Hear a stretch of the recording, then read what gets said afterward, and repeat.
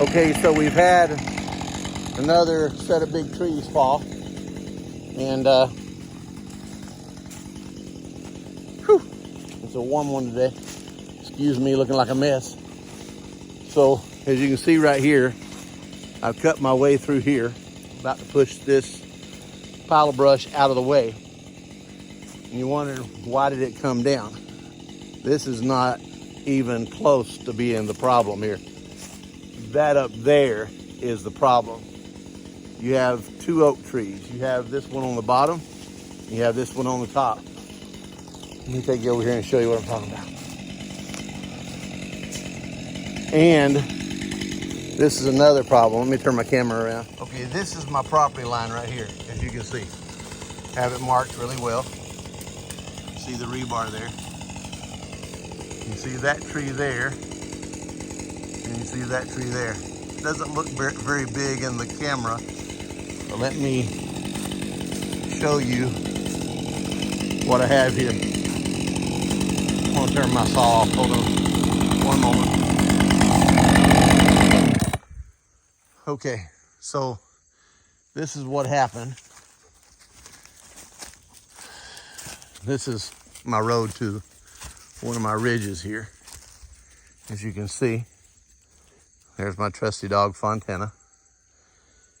There's an old hemlock tree that you can see the stump there where it's died, fell. But look at this root ball. This is a dangerous situation. Now this is on my neighbor's property, and he has about 100, 110 acres. That is big enough to set a small car under. That's a lot of weight. And to kind of give you an idea proportionately here.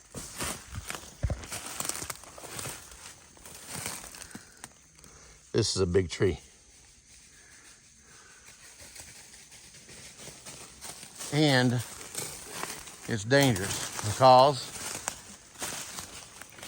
it fell on this oak tree and broke this oak tree almost completely in two, but that oak tree held it up.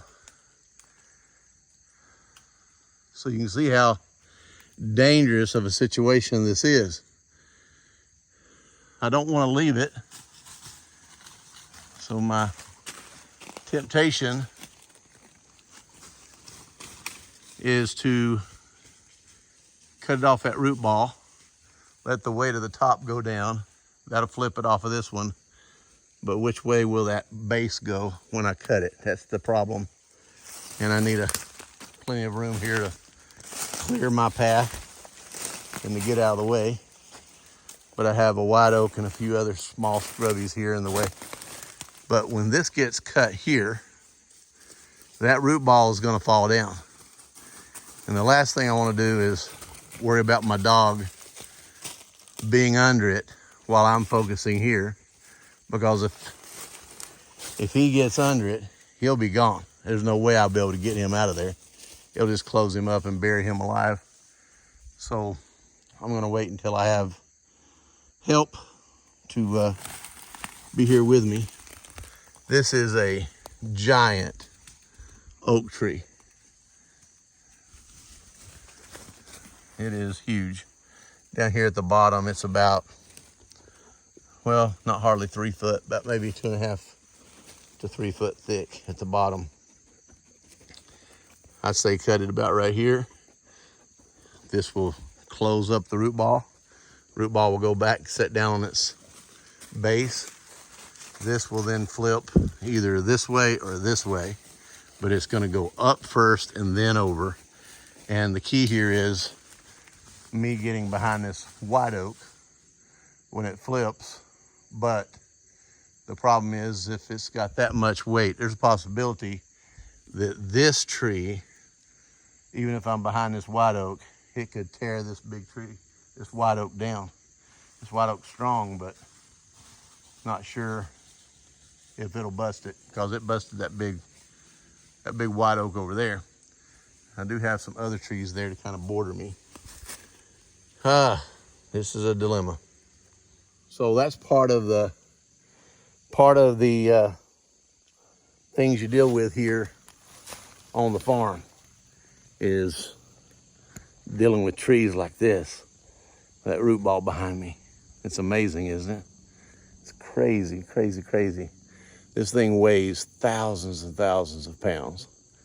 Thousands of pounds. My tractor will lift a lot of weight with a forklift, but I can tell you that even a 10-foot, 12-foot section of this, if I were to pick this up with my forklift, it would probably pick it up. But at the same time, as thick and big as this tree is, most likely it would, the hydraulics on the forklift would be stronger than the air in the tires. It would probably burst the front tires of my tractor on my John Deere. And I don't want to do that. So if I do drop it, I don't have a problem dropping it, but I'm gonna talk to the neighbor first and make sure he knows what I'm doing. So anyway, part of the life of being on the farm and keeping the roadways clear so that the fire department can, or the forestry can get up here and keep our forests safe from forest fires in case there's ever a fire. This is part of it. So, and I just have cleaned this road out just recently, going up my ridge. Further on up, I cleared out some trees that I showed you recently. And my goodness, this is crazy big of a hole here. Huge, huge. And that's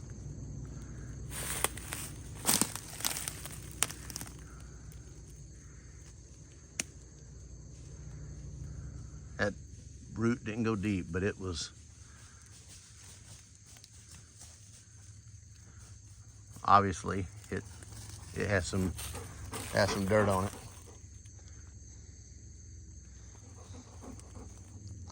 That's a deep hole, isn't it, buddy?